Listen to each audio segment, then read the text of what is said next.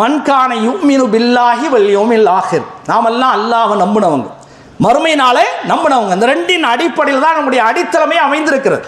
நீங்கள் அல்லாஹ்வை நம்பியிருந்தால், மறுமையை நீங்கள் நம்பியிருந்தால், ஃபல் யுக்ரிம் ஜாரஹு, அவர் அண்டை வீட்டுக்காரை கண்ணியப்படுத்தட்டும், அவரை என்ன செய்யட்டும், உபசரிக்கட்டும் அப்படிங்கிற வகையில் சொல்லி காட்டிருக்கிறார்கள். இந்த வெளியீட்டு முறையை நாம் கொஞ்சம் யோசித்து பார்க்க வேண்டும்.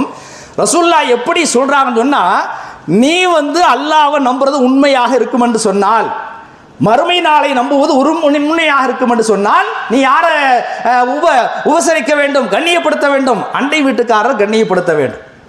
அப்போ அந்த அண்டை வீட்டுக்காரரை கண்ணியப்படுத்துவது முஸ்தகமான ஒரு விஷயம் அல்ல, ஈமானிய அம்சம்.